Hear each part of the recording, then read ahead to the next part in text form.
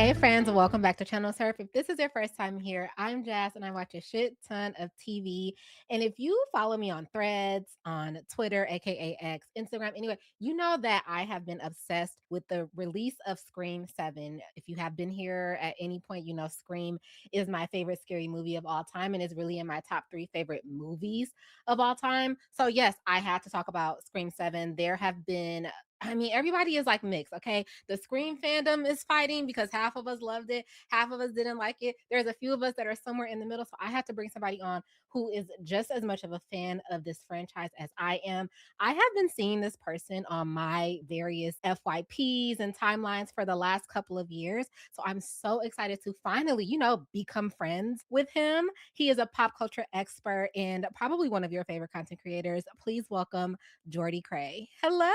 Hello. Thank you so much for having me. I am so excited right now. Oh my gosh. Yes, like I said, I've been seeing you for a couple of years on, hmm different FYPs, timelines and stuff. You always have amazing pop culture takes. So, yes, when we So, were like kind of bonding over Scream 7, I was like, yep. "Hey, you want to come talk about this?"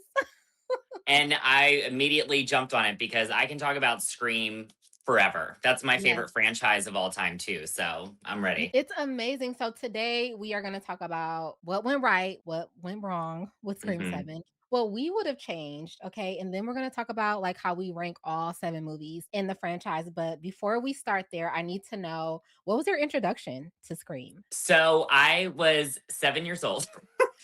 I have two older brothers. They're much older than me. So there's one that's 7 years older than me and one that's 5 years older than me. So they were like in their teens and they were, forcing me to watch like whatever they were watching. I was so young that I thought that the actors actually died in real life. Like that's how you know I should not have been watching this movie.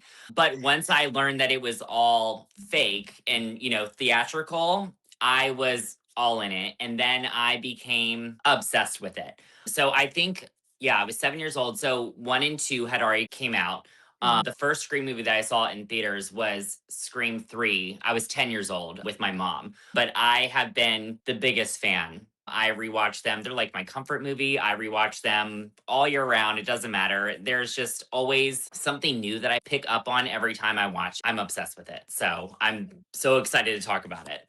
Yeah, same. I'm obsessed with it too. Like, I remember watching the first Scream. I want to say, like, I have this memory of watching it at one of my sleepovers. Like, my birthday is in October, and when I was in elementary school, I would have sleepovers all the time. We had this big house, and hmm so my friends would always come over, and I would have always have kind of like a spooky themed sleepover because my birthday was in October, so close to hmm Halloween. So I feel like I watched this movie, but I'm waiting for one of my childhood friends to either confirm or deny that. Like, no, girl, did not watch that, or yes, we did, because I had this memory of us watching it and my mom and my older sister and her friend like banging on the windows to try to scare us. But I'm like, I don't know if it was Scream or the Blair Witch Project. Either way, also way too young to be watching it. But I remember just being so just enamored with the way that Scream made me feel. Like the OG, I still watch it to this day. I still get that same feeling. Like in that Me opening too. scene with Drew Barrymore, I know what's gonna happen, but I'm always like, maybe she can survive. Like, make more noise, girl. The older I get, the more that opening scene of Scream 1 upsets me Yeah. because just now that I have like a family of my own, I don't have kids, but it's just I get so sad when she like calls out for her mom. Like you said, I just like I want her to do something different, throw the phone or something, do something. It's just iconic. Drew Barrymore did that. I talked about this before. I think if Drew Barrymore had not been the opening, I don't think Scream would be what it is because Drew got everybody there, but Yes. Nev Campbell got people to stay, if that makes sense. You know what I mean? Yep, 100%. And that's what a lot of people, when they went to see the first Scream, they were upset about because the marketing was all around Drew Barrymore. So they thought she was going to be, Genius. yeah, right. They thought she was going to be a main character of the entire movie. So when they killed her off in the beginning, people were pissed, but then they were like, wait a minute, how hmm genius is that? I don't know if you've read the book about Scream. It's called Your Favorite Scary Movie by Yep, I Ashley have it Cole. right over here. Yep. Okay. Yep. I have mine too. So I interviewed Ashley. Like I read the book. Like we talked all about just our early obsession. But yes, that was like a huge thing back in what 96 when it came out. People were pissed that Drew Barrymore was not in the entire movie, but then they fell in love with Nev Campbell. And it's Yep. been that way ever since. Okay.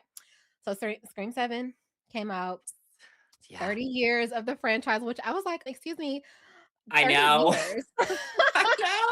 I only know. 19 years old. What do you mean 30 years? I know. It's crazy. Time flies. It really Time does. flies. It does. Okay, so it came out, and like I said, you've been seeing it, we've been talking about it.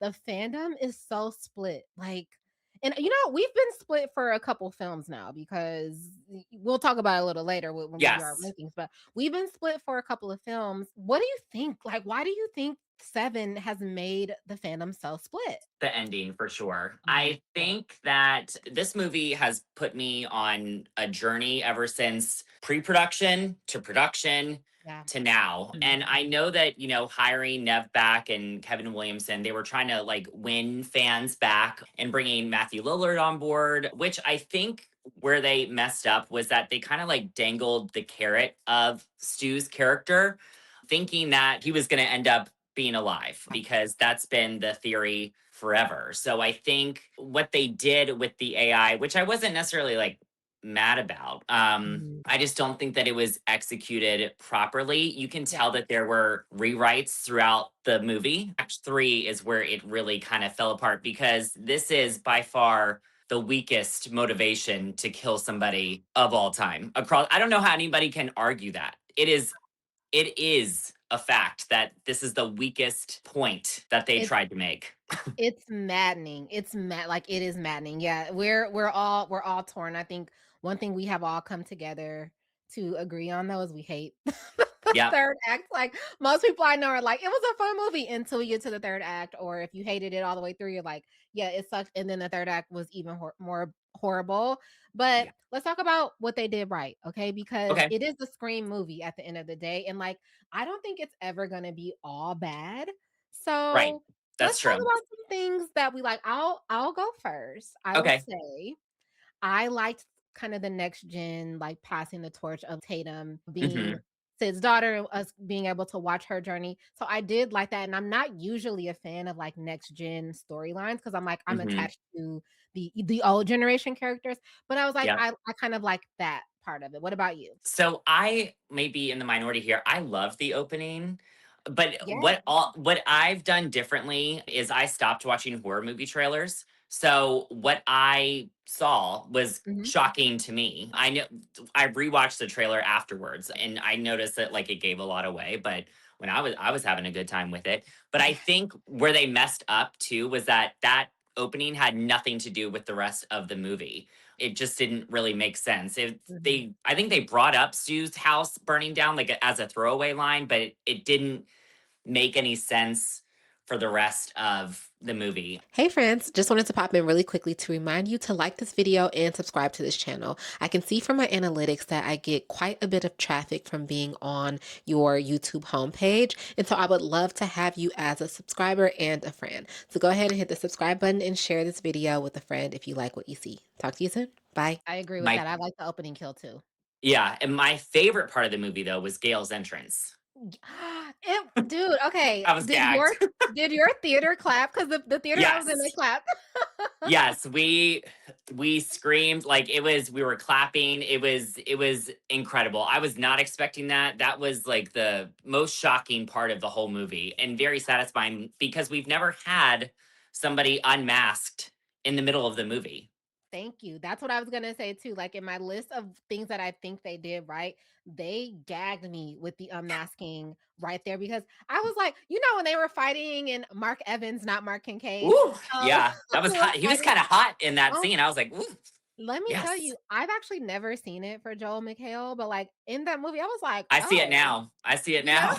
I've never seen him in this light, but yeah, no. So when he was like whooping Ghostface's ass and stuff like that, and they got into the street, and then he rolled into the street, and then he got hit by the car, and then there's that moment when everybody runs over and they're tending to Mark and Sid and Tatum, and I'm Yes, like, y'all. Pay attention to Ghostface because this is when he usually gets up and like you look over and he's gone. I was like, I thought that look was gonna over. happen. Yes, but they Yeah. go over, he's literally dead, and then I was like the whole time I'm like, "No way are they about to do this." But then it was unsatisfying when we saw who it was. I know. I wish that it was somebody like somebody that was tied to Sydney's past or like one of Tatum's friends or something. Like at Yeah. at one point I definitely thought that it was her boyfriend or Yep. Lucas, the neighbor. But yeah, having that random guy in the coffee shop, I was like, okay. That's it, like, it didn't mean anything, and it was like, when Mm-mm. we saw him in the coffee shop, we were like, "Yeah, of course he's sketchy, he's creepy," but we were like, "Is this a Yeah. red herring, or they're just throwing, like, a random creepy guy in to, like, throw us off?" So when they unmasked him and it was him, I was just like, "Okay, this is kind of a letdown," but I do like that they took a risk and gave us, like, a first act unmasking. I Yes. also like that the kills in this one were very gory, like, when McKenna Grace's character, That was when my she was favorite kill. That was my favorite. that was I did cover my eyes a little bit, I was peeking through, but I was like, when her guts were literally falling out. I know. I love McKenna Grace. I wish that she had at least 5 more minutes of screen time Yes. though, because we didn't get enough time with Mm-mm. her or her character because she can act her ass off. And I know that she could do a lot more than what she was given, but it was very inventive because we've never seen somebody die in that way. And it was very like nerve wracking for me because I was like, oh my God, is he going to like cut the cord? And like, I didn't know what was going to happen. But yeah, I love her character. I just wish that we had more time with her. Yeah, I agree with you. And yeah, that was another thing that I think they did right. That was like the tension building for the kills were Hmm. really, really good because when that scene happened with McKenna Grace and the kid that was actually in the control, like on the control board, we knew they were about to die, but it was Yeah. like, how are we like we kind of knew he was probably gonna get snatched up, and done away with, but it was like, how is he gonna do her? So yeah, the tension building was another thing that I really liked. And speaking of McKenna Grace, that music video that they played in the beginning, Twisting the Knife, I was like, I really like this song. Mind you, I had never heard of this young lady until this movie. I don't know her at Really? all. Yeah, this is my first time seeing her. Like, Oh, yeah, she's so in everything right now. She's about to be everywhere. She's okay, she good. deserves. Yeah, she Yeah. deserves. She's so pretty and young. She's 19. I googled her. She's 19 years old. Yep. I She's mean, going to be in the new Hunger Games, Scooby Doo. Like, she's going to be everywhere. oh, I Yeah. love that. Yeah, I love that. But yeah, I love the song "Twisting the Knife," and then just the feeling that I get going to the movies to see a Scream movie was also like a highlight for me. I was like, Me too. I knew, going into this, I'm like, okay, we're 7 movies in. I don't care if this shit is dumb. Like I it's know. Scream. I'm just gonna have fun with it. I will say, it was still a little too dumb, but I was like, I'm just excited to go see it. So those were the things that went right for me. Anything else that you want to add before we move on to what went wrong? So I saw it in IMAX, which I think might have helped because Mm.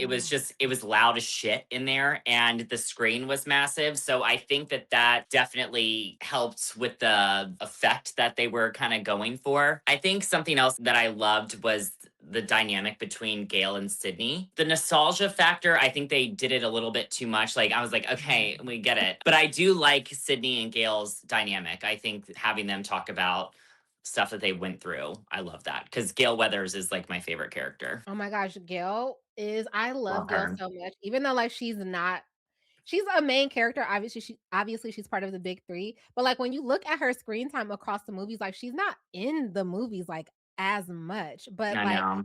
she's so iconic because I still to this day, every Halloween, I look for a wig that with those bangs from season 3. I think I might just have to make my own at this point. Oh my But I'm like, god. why is that not a costume? Like, it's I iconic. know it should be. Ugh.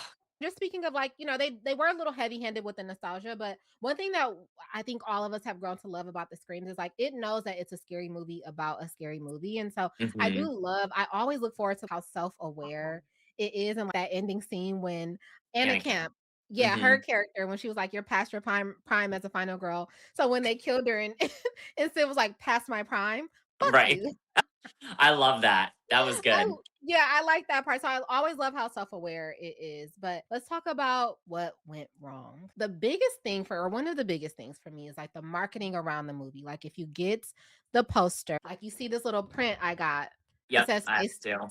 yeah, face your past, right? So Yep. a big part of the theme is like face your past, burn it all down, right? So it's Yeah. like with face your past, I understand where they were going in terms of Sid not telling her daughter about her past. And so that made her vulnerable.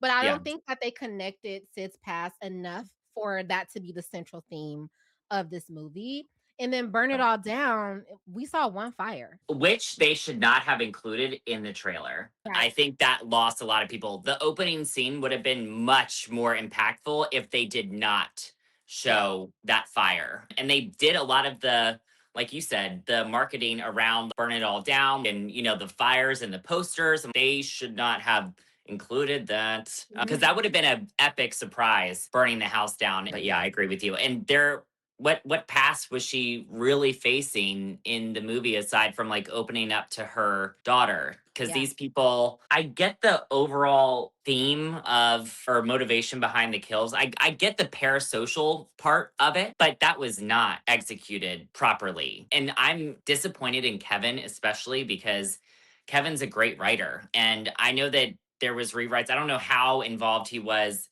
in the rewrites. I don't know if he just like tuned it up and this is more of, I think, Guy's story. But you would think that after all these movies and stuff that he created all these characters. You would think that he would fine tune the ending as much because even though Scream 3 isn't, I guess, like the scariest movie, the ending is really what does it for me because it was so incredible how they pieced everything all together. Like it was shocking. I miss being shocked at a killer. Like when I saw Scream 4, I was fucking gagged. Gagged.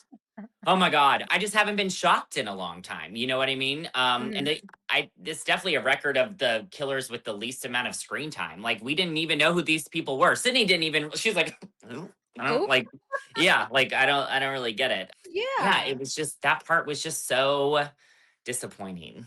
It really was when the guy, I don't even remember his name, when he unmasked himself when they were holding Yeah, Tatum, I was like, "Oh, the guy from the psych ward," and I was like, "This is so dumb." And then when Anna Camp, I was like, "Okay, Stu has to be coming out. Like, we're getting 4 killers right. this movie because Yep. Stu has to be coming. Like, this is not it." And that was it. I was so disappointed, dude. Like, I woke up the next day still pissed off about the killer reveals. I was Yeah. like, I can't let this go. It was not good. And then yeah, like you mentioned earlier, you touched on this. There was not enough character development. I mean, hell, talking about the killer is not having character development. We weren't even able to become attached to Tatum's friends when we watched them be killed in that bar because Mm-mm. I was like, I None of don't them. really know anything about them. Right. So that Yeah. that part was like really weak to me. The AI storyline and like the deep fakes, and then especially when we get to the third act and all of the people are showing up on the various By the way, where was Emma Roberts? Where was she? surprise, bitch. That's what I I wanted her wish to. that, yes, I wish that I was waiting for that and she just didn't show up. I was like, why is she not there? That would make perfect sense for her to be there. But yeah, I just didn't get, it was like a- I also didn't like the fact that it was at Sydney's house, the final act. I didn't Right. like that. All the final acts have been like like, why are we going back to your house? And it was kind of like, it was dark and it was just, I don't like the way that it was shot, really. It didn't, I don't like it. I didn't like it. Yeah, no, no, no. And that's actually, you bring up a great point because I have that in my notes too. Do you remember that scene when Tatum, after her boyfriend Ben, I think is no, I think it's right before Ben is killed. So it's when she's running in the empty streets of wherever the hell they were at. And he's Yeah. like, "Help, he's trying to kill me." Right. And they do that like zoom out shot and they show her on like the whole street.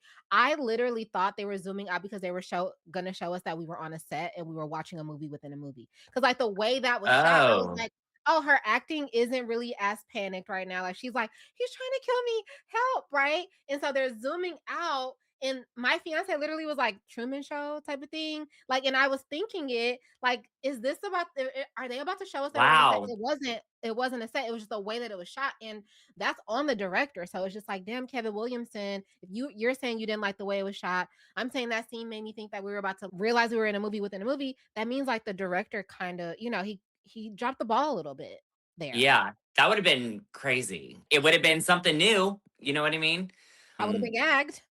Yeah, yeah, the ending just really pissed me off, and I thought about seeing the movie again to maybe pick up on things, but the more I think of, okay, this is my experience every time I'm in a Scream movie. I'm like, I love it as soon as it ends, but then I go home and I think about it more, and then I kind of like dissect it a little bit. So when I initially left the theater, I said to my friend, I was like, yeah, I liked it, but I did not like the ending. And then the more I thought about it, the more I started to pick apart certain things. I liked Mindy and Chad coming back, but this was one of those movies where I felt like they were unnecessary. Like They were They forced in there. they were forced in there. A lot of their commentary, I was like, okay, we know that they're comedic relief, but they're trying too hard to be funny at some points. It wasn't working I for me know. with them. I thought before, I guess, the trailer and everything initially came out, even though I didn't watch it, I thought that Mindy and Chad were going to be like the opening kill.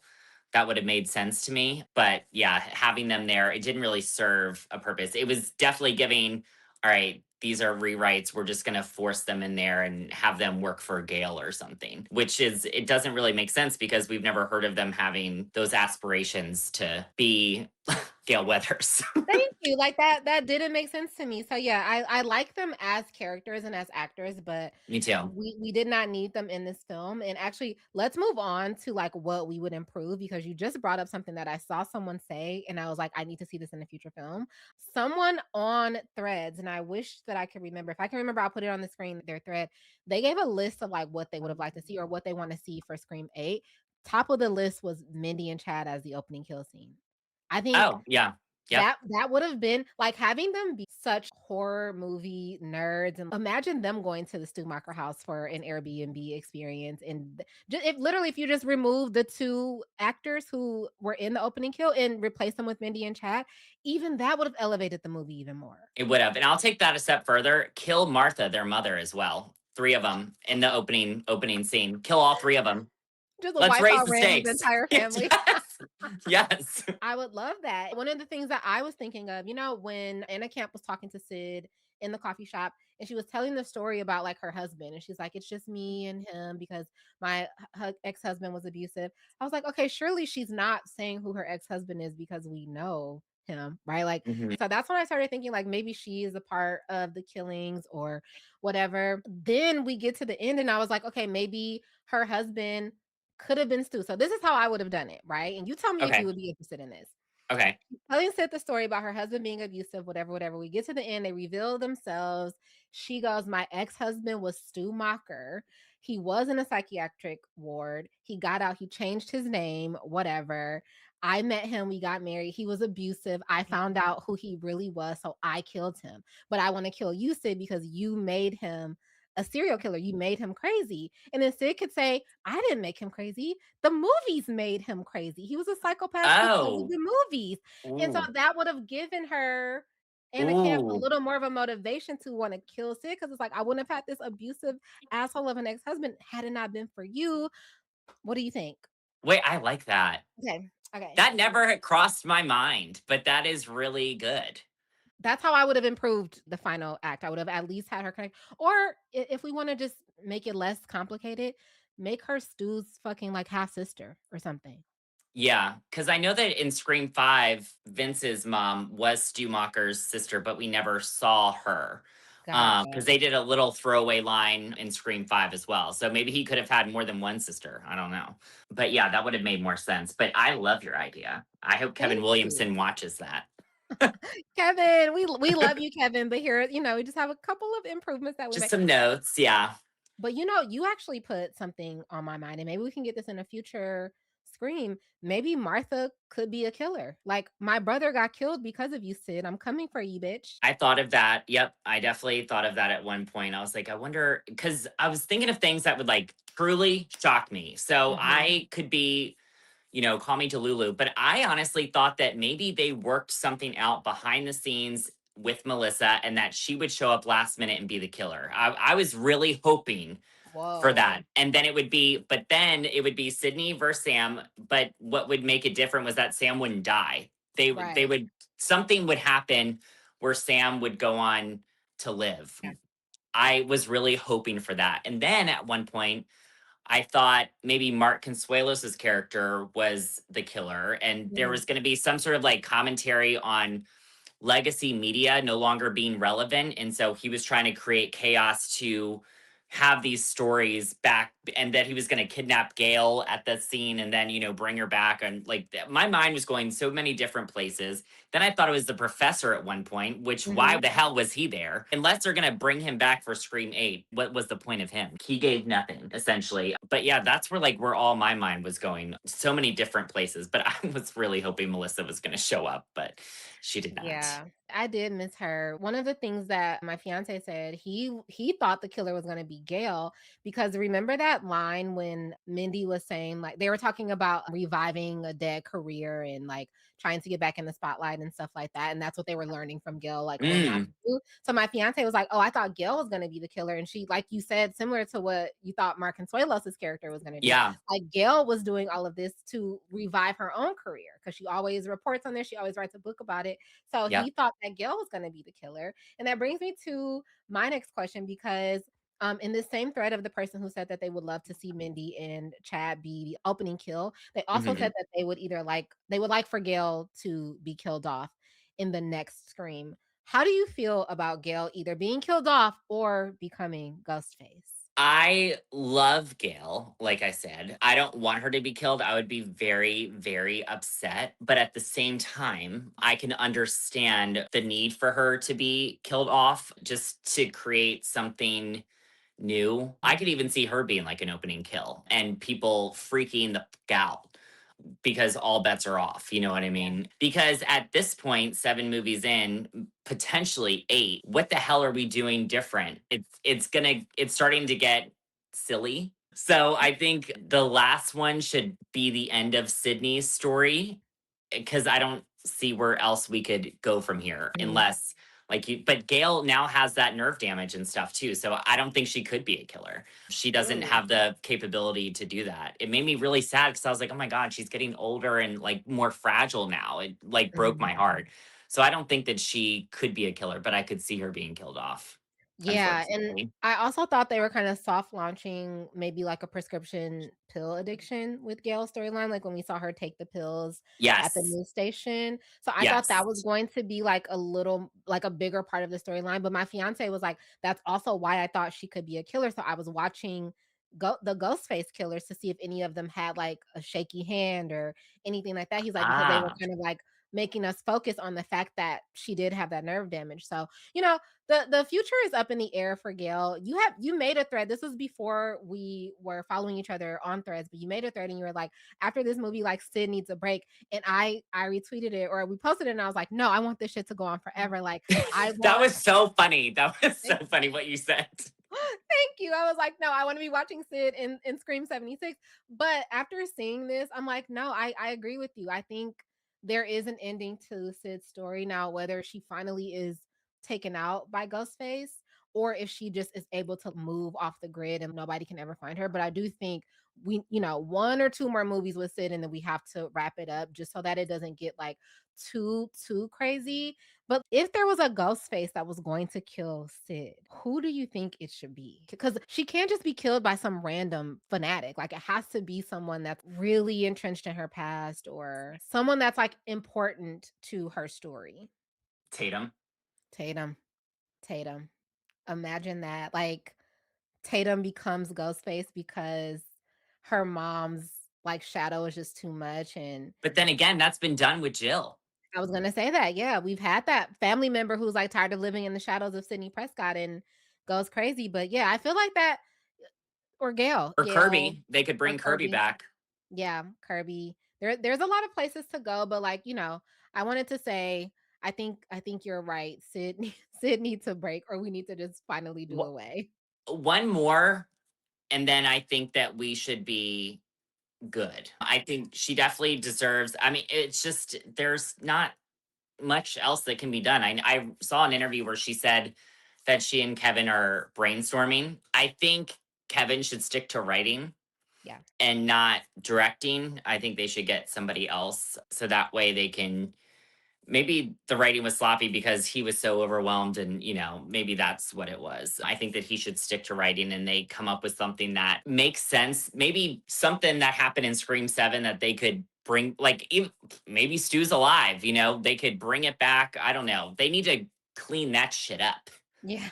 so it would make more sense for Scream 8 and then that be it. But I mean, I could watch a million Scream movies. And that's why I liked Sam and Tara's story because it gave us something new and it gave Sydney a break. And it Sam's story made a lot of sense to me. And I wanted to see Sam's like explore her dark side a little bit more. Oh, actually, Sam being the Ghostface that kills Sidney. Yeah, maybe that could be something else. Yeah, she finally did what her father couldn't do. Yeah. And I mean, I don't think Melissa would ever be down for it, and I don't blame her, but I wish that they would pay her, an amount of money and maybe a public apology or something Right. to get her back. But that would be really something. I would totally be here for that. I would love that.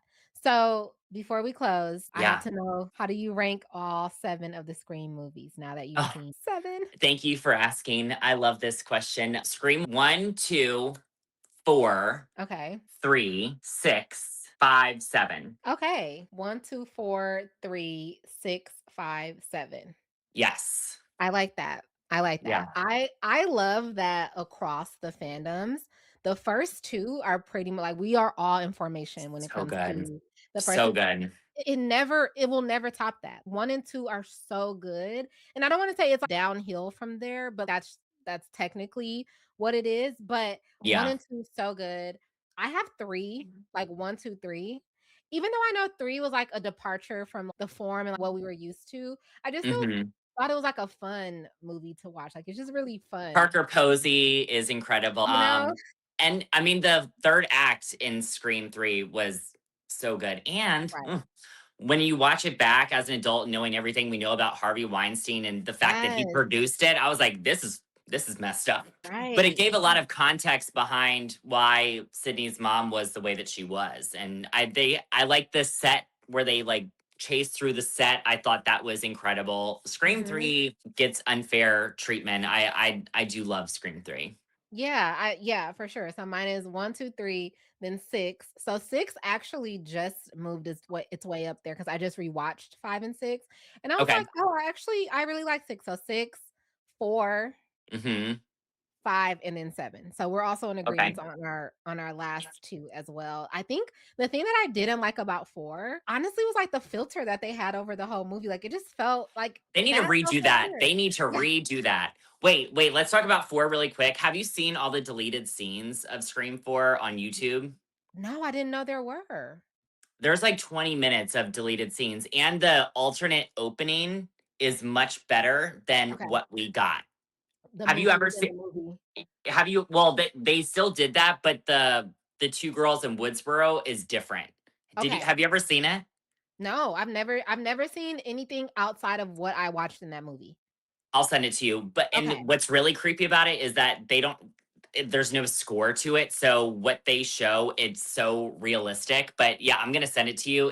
I wish they kept that as the opening for the Woodsboro girls. But yeah, I agree. They need to redo the film, like release it with HD without the filter. Cause that it's very distracting. It really is, and whenever I watch Scream 4, it makes me think of, I don't know, do you watch RuPaul's Drag Race at all? Yeah. Have you ever? Yeah. Remember the logo days of Drag Race when they had that, like, RuPaul calls it the Yes. Vaseline filter? I call Scream 4 when they had the Vaseline filter on 'cause Oh that's my like, God. That is what it looks like. That's so funny. Oh my yeah, gosh. it's so weird, but yeah, 7 is gonna be there. 5 was interesting though because five was dead last for me. And then Hmm. I rewatched it and I was like, okay, I like it better than I did when I initially saw it, but it's still, when you stack it up against the rest of the screams, it still falls like pretty low. And that's the thing Yeah. about a Scream movie. It's like, even though 7 is last, it's not the worst movie I've ever seen. It's just the worst of Correct. the Scream movies. And so it's like, some movie has to be last, Yep. and I like that.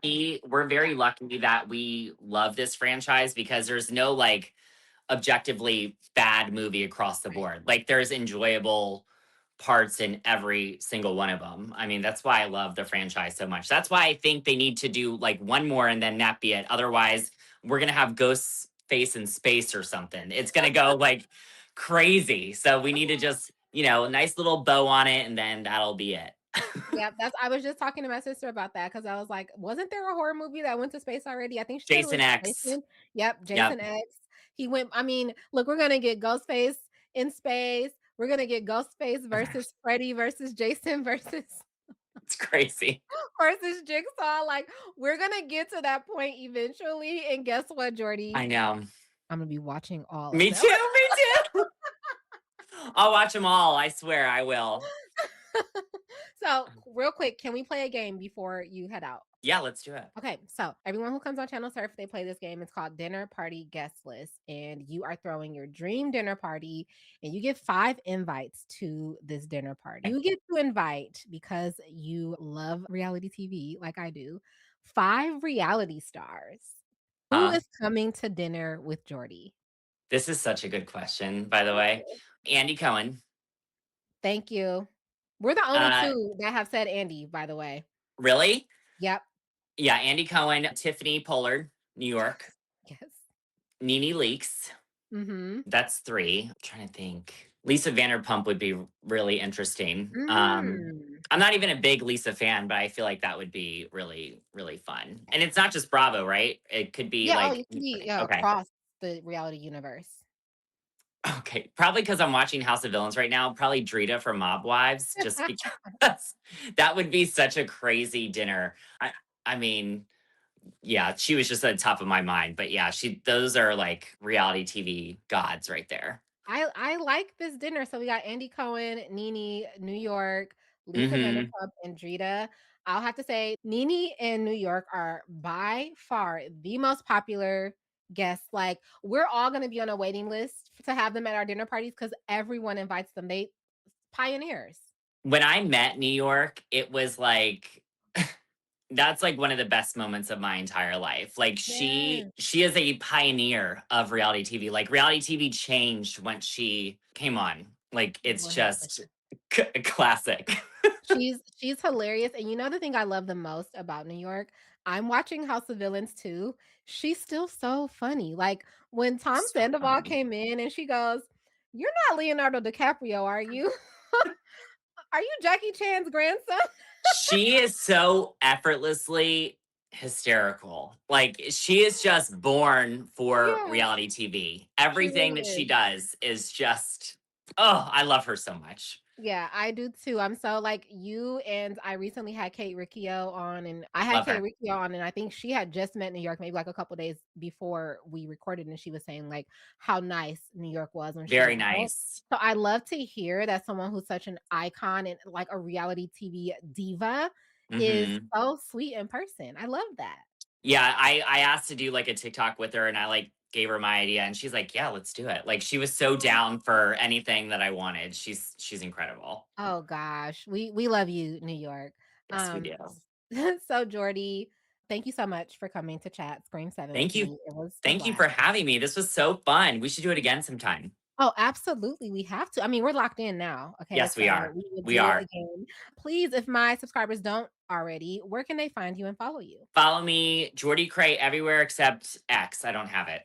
Thank you guys so much for listening to my Scream 7 chat with Jordy Cray. Make sure you guys go and follow him. We were just talking about Threads is so fun. He is a hoot over there on Threads, but he's also really good on TikTok as well, which is where I saw him for the first time. So go and follow him. And then make sure you come back next time because you know I'm always over here yapping about TV and film. So there's going to be another fun chat in the near future. Talk to you soon. Bye.